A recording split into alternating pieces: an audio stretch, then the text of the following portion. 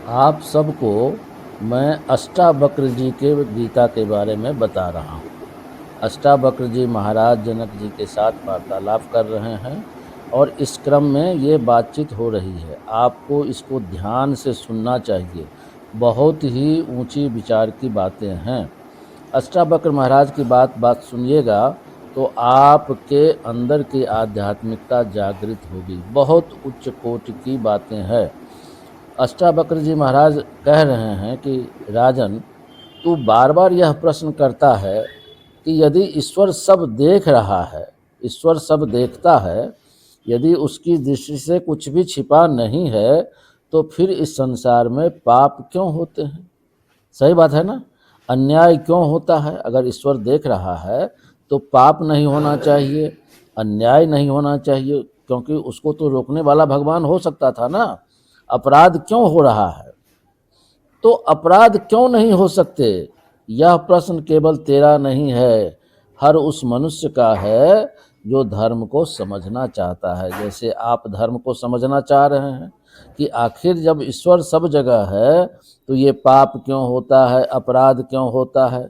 तो अष्टावक्र मुनि कहते हैं कि तेरे प्रश्न का मूल ही भ्रम पर आधारित है। बताइए कि तू जो प्रश्न कर रहा है, यह जो है इसका मूल ही भ्रम पर आधारित है। क्योंकि तू जिसको ईश्वर समझ रहा है वह एक ऐसा सत्ताधारी है जो ऊपर कहीं बैठकर सब कुछ देख रहा है, निर्णय कर रहा है। बहुत सारे धर्मों में ऐसा होता है ना कि उनके भगवान साथ में आसमान पर रहते हैं और वो हस्तक्षेप कर सकता है, परंतु सत्य इससे कहीं अधिक गहरा है। समझिए इसको। वेदों में जब कहा गया है कि ईश्वर सर्वव्यापी है, अब यदि वह सर्वव्यापी है तो वह ईश्वर केवल देखने वाला कोई अलग अस्तित्व तो नहीं है। वह उसमें भी है जो पाप कर रहा है और उसमें भी है जो उसे देख रहा है।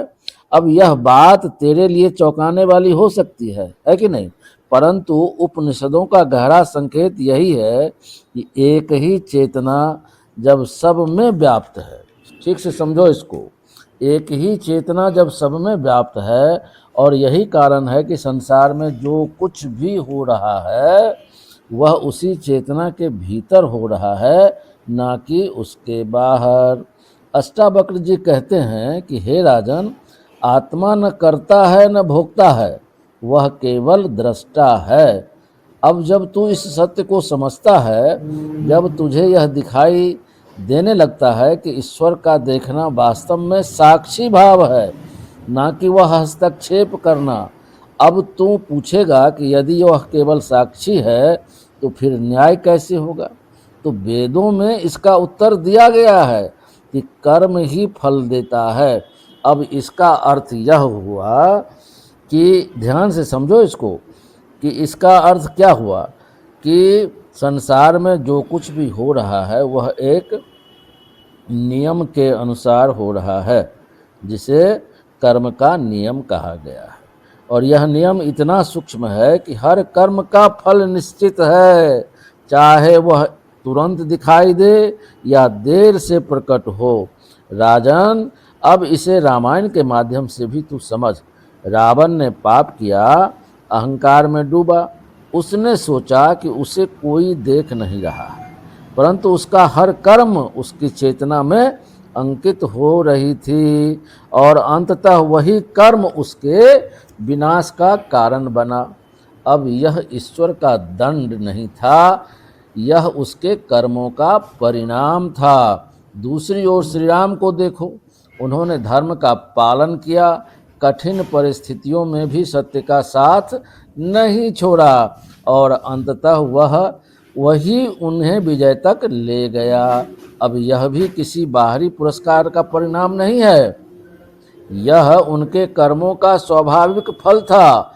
उपनिषदों का एक और गहरा संकेत को आप समझो, तू जो बोओगे वही काटोगे ना। जब तू इस नियम को समझ लेता है तब तुझे यह स्पष्ट हो जाता है कि पाप इसलिए नहीं रुकते क्योंकि मनुष्य को स्वतंत्रता दी गई है। कर्म की आपको स्वतंत्रता है, परंतु उसके परिणाम से वह बच नहीं सकता। हे राजन, अब तू यह समझ कि ईश्वर देखता है, परंतु वह तुझे रोकता नहीं है, क्योंकि यदि वह तुझे रोकने लगे तो तेरी स्वतंत्रता समाप्त हो जाएगी, और बिना स्वतंत्रता के न तो धर्म संभव है। और अष्टावक्र मुनि का गहरा संकेत समझिए कि वे कहते हैं कि बंधन और मुक्त होना तेरे अपने ही कर्मों पर निर्भर करता है।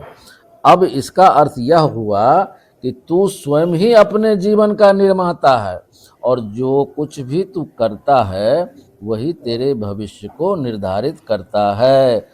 आप इसको ध्यान से समझे कि यदि अज्ञान उसे पाप की ओर ले जाता है, वेदों में कहा गया है कि अज्ञान ही बंधन है। अब जब तक अज्ञान बने रहेगा तब तक पाप भी होते रहेंगे, और जब ज्ञान प्रकट हो जाता है तो मनुष्य अपने